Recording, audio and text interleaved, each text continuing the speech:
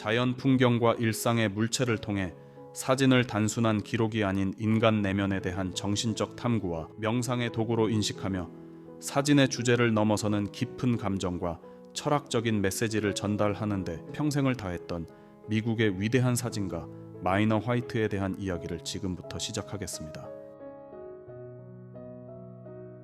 지금으로부터 정확히 200년 전 프랑스의 조셉 니엡스에 의해 최초의 사진이 등장한 이래로 지금까지 필름과 디지털로 촬영된 흑백 사진이 여전히 수없이 많이 선보이고 있지만, 사진 역사에서 흑백 사진을 논함에 있어서 절대 빼놓을 수 없는 사진가 3명을 손꼽자면 미국의 풍경 사진가인 안셀 애덤스와 본 영상의 주인공인 마이너 화이트, 그리고 하이 콘트라스트 등의 비주얼 임팩트가 강한 사진들이 상당히 많이 보이고 있는 요즘, 이 작가의 이름이 익숙치 않은 분들도 계시겠지만 전통 흑백 사진의 교과서라 할 수 있는 영국 출신의 사진거장 존 블레이크모어도 그 중 한 명입니다.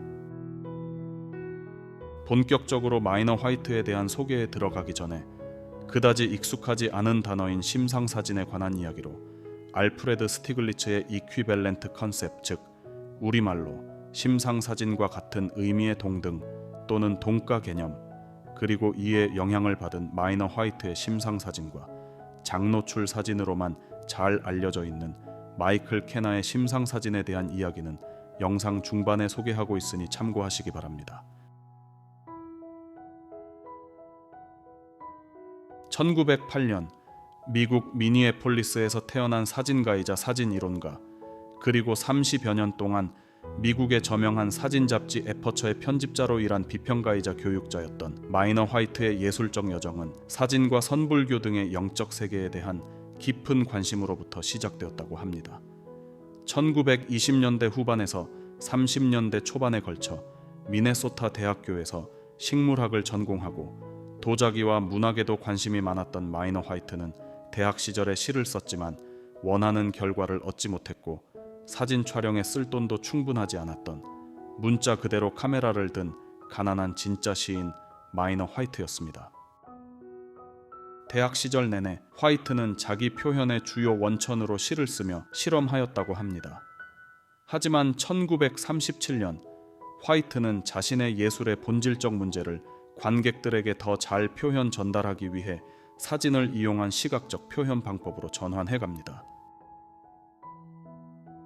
1938년에 그는 오리건주 포틀랜드로 이주하여 호텔에서 야간 경비원으로 일하며 35mm 아르구스 카메라를 구입하고 그곳에서 2년 반 동안 살면서 사진을 깊이 탐구해 나갔습니다.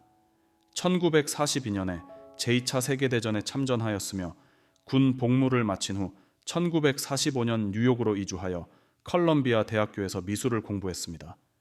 이때에 그는 에드워드 웨스턴과 알프레드 스티글리츠와 사진 친구가 되었고 46년에는 샌프란시스코로 가서 캘리포니아 미술학교에서 안셀 애덤스의 조수로 일을 했습니다. 이 기간 동안 마이너 화이트는 프랑스의 근대 사진의 아버지라고 불리는 유진 아제를 세상에 널리 알린 미국의 여성 사진가인 베레니스 에보트를 비롯해 에드워드 스타이켄, 폴 스트랜드, 에드워드 웨스턴, 해리 켈러한, 도로시아 랭 등 당시 주요 사진가들과 친구가 되었습니다. 이때에 뉴욕 현대미술관 모마의 사진부장이었던 스타이켄은 화이트에게 모마의 큐레이터 자리를 제안했지만 화이트는 이를 거절하고 샌프란시스코에 있는 캘리포니아 미술학교에 안셀 아담스가 새로 설립한 사진학과에서 자신을 도와달라는 아담스의 제안을 수락한 것이었습니다. 1952년에 그는 아담스와 랭 등등과 공동으로 사진 잡지 에퍼처를 창간했는데 그 첫 번째 창간호 표지에는 도로시아 랭의 사진을 실었습니다. 뉴욕에 있는 동안 그는 보몬트와 낸시 뉴홀을 만나 가깝게 지내게 되었는데, 특히 낸시 뉴홀과는 많은 시간에 걸쳐서 사진에 관한 대화를 나눴으며 그가 자신에게 사진에 대한 생각을 비롯한 가르침과 방향 설정에 큰 영향을 주었다고 회상하기도 했습니다. 1942년 화이트는 포틀랜드 미술관에서 첫 개인전을 열었는데 작품 중 일부는 뉴욕 현대미술관 모마에서 구입했다고 합니다. 그는 동양의 선사상에 몰두하는 등 정신적인 희구로부터 독자적인 사진 철학을 발전시켜 나갑니다. 결정적인 영향을 미치는 인물들을 만나게 되는데 그중 한 명이 풍경사진의 1인자인 안셀 아담스이고 웨스턴 등입니다. 아담스에게서는 현상 프로세스를 극도로 제어함으로써 표현 의도를 강조하는 암실 기술을 배웠으며 에드워드 웨스턴에게서는 자연스럽게 내재하는 힘을 직감력으로 끌어내고 비추는 미학을 배웠다고 합니다. 그는 사진이 경험 외에도 신비주의, 선불교, 중교 철학 및 기타 형태의 영적 각성을 전달할 수 있다고 믿었다고 합니다. 마이너 화이트는 카메라로 찍은 사진들이 자신의 예술적 페르소나를 시적 현실로 바꿀 수 있는 내면을 전달한다고 주장했습니다. 6살 위였던 안셀 애덤스와 알프레드 스티글리츠, 그리고 에드워드 웨스턴 등 당대 최고의 사진가들의 영향을 받은 화이트는 사진 표현 영역에서 그만의 독특한 작품 세계를 개척해 나갔는데 그의 유명한 사진들은 깊이와 명상적인 이미지로 높은 평가를 받고 있습니다. 마이너 화이트는 생전에 이렇게 회상했습니다. 스티글리츠, 웨스턴, 안셀은 모두 그 당시 제가 필요로 했던 것을 정확히 주었습니다. 저는 그들로부터 각각 한 가지씩 가져왔습니다. 안셀 아담스에게서는 테크닉, 에드워드 웨스턴의 자연에 대한 사랑, 그리고 스티글리츠는 내가 살아있으며 그리고 사진을 찍을 수 있다는 확신을 가져다 주었다고 회상했습니다. 마이너 화이트의 작품은 크게 두 가지 시리즈가 유명한데 시퀀스 시리즈와 동등성 시리즈입니다. 특히 동등성 시리즈의 동등성 개념은 우리말로 심상사진이라는 개념과 거의 비슷한 것으로 이해하면 됩니다. 심상사진이란 개인의 내면적 풍경을 대상과 등가, 즉 동등함을 이루도록 표현한 사진이라고 정의하기도 합니다. 그는 1947년부터는 시퀀스 시리즈를 찍기 시작합니다. 대표작인 사운드 오브 원핸드 시리즈는 선불교에서 깨달음을 불러일으키기 위해 사용되는 명상수행인 역설적인 질문인 선문답 형식의 직접적인 영향을 받은 것으로 알려져 있습니다. 화이트는 이 시퀀스를 스틸의 시네마라고 설명하며 여러 장의 사진을 그룹화하여 다닐 이미지보다도 더 광범위하고 서사적인 결과를 만들어냈습니다. 그리고 그는 관객이 이미지에 감정적이고 지적으로 몰입하는 것이 작품 속에 담겨있는 숨겨진 의미를 이해하는 데 중요하다고 믿었으며 또한 이미지 사이의 공간과 시간은 이미지 그 자체만큼이나 중요하다고 생각했다고 합니다. 등가 개념의 사진의 등장은 1925년부터 34년까지 알프레드 스티글리츠가 촬영한 구름 사진 시리즈가 그 시작입니다. 화이트가 1946년 뉴욕에서 당시 82살이었던 알프레드 스티글리츠를 만나 예술가로서의 사진의 길을 걷게 되면서 받아들인 추상적 사진 개념이기도 합니다.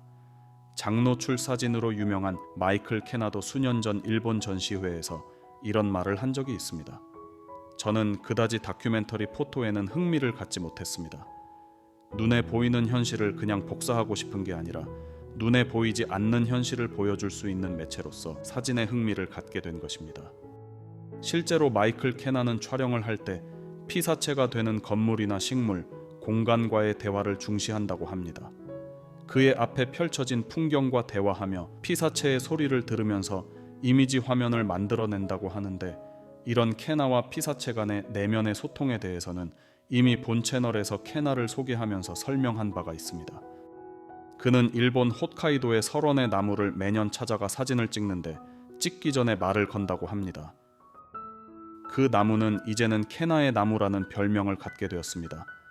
또한 폴란드와 프랑스의 나치 강제 수용소 등을 포함해 장소나 물건에 남겨진 사람의 흔적과 기억을 촬영 테마의 하나로 하는 그에게 있어서 사진 촬영이란 피사체나 촬영하는 공간과 자신과의 에너지의 교환이라고 말하는 캐나이기도 합니다. 이런 것들도 소위 심상사진에 포함됩니다. 현대사진의 아버지인 알프레드 스티글리츠의 구름을 묘사한 동등한 가치라는 타이틀의 시리즈와 장노출의 대표적 사진가 마이클 캐나의 추상적 사진 이미지, 그리고 이번에 소개해드릴 마이너 화이트의 추상사진이 심상사진의 대표적 예입니다.